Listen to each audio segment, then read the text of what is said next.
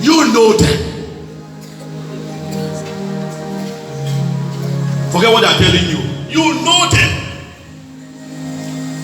We are not talking about perfection.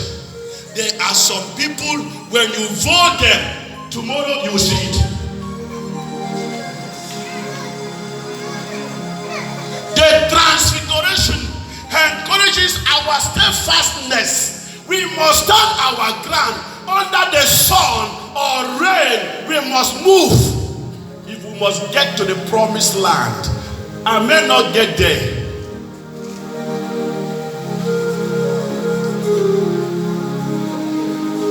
I may not get there with you, because I know the attack priest. I know the key priest. I may not get there with you, but you must stand your ground if you must enter the promised land and possess it.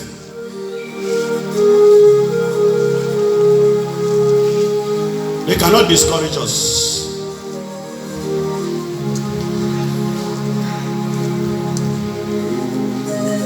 Those in the garden of Gethsemane, those who are suffering, and you ask yourself, what have I done? What have I done to deserve this? Why do people hate me this way? Why am I being tormented? The transfiguration is to strengthen you.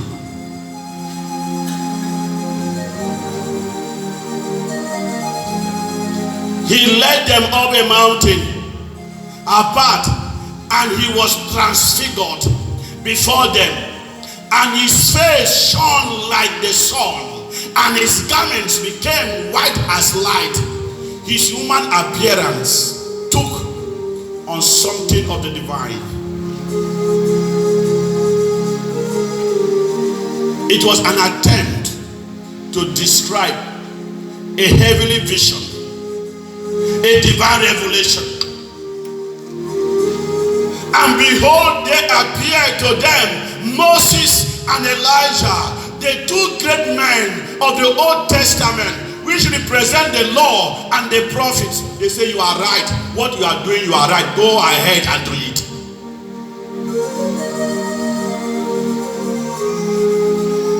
These two figures, you are right. Go ahead.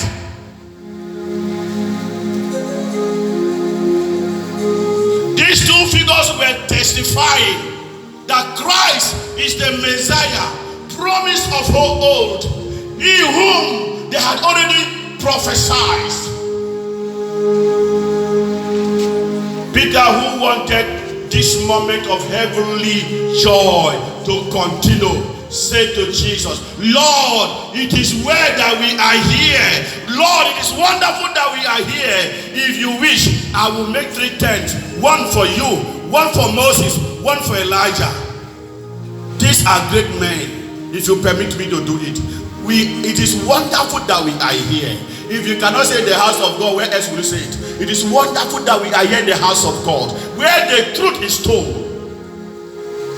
It is wonderful that we are in the house of God, where the truth is said.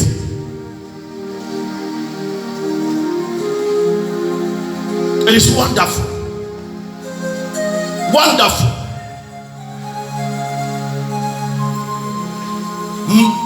Peter was still speaking when, lo, a bright cloud overshadowed them. There was a manifestation of the Yahweh, God the Father, and a voice from the cloud. This is my beloved Son, with whom I am well pleased. Listen to him. A repetition of the words heard at Jesus' or Christ's baptism, an echo of the messianic servants of Yahweh. Listen to him. He is the revealer. Listen to him. He has come to give the true message of salvation. Listen to him. He is our Redeemer. Listen to him. Follow him. He is the true Moses, the prophet promised by Yahweh to Moses. to him. Listen to the word of God. Listen to the word of God. Do not be discouraged. Listen to the word of God. Stand your ground. The Egyptian you see today, you shall see no more. Stand your ground. Listen to the word of God.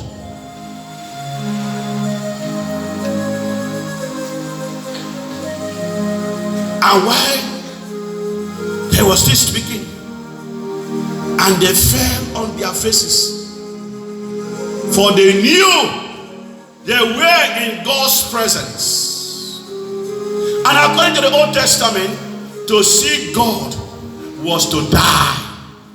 Here, they were afraid that they were doomed to have seen Jesus or to have seen God.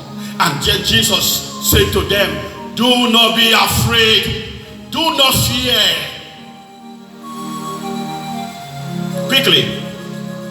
The transfiguration is to encourage us to persevere in our Lenten fasting, in our Lenten almsgiving, in our Lenten prayer. The transfiguration encourages us to persevere in our Lenten mortification, self-denial, self-discipline. That's them is a waste. You will get the reward. We cannot and do not get to heaven in a limousine. We cannot and do not get to heaven in a limousine.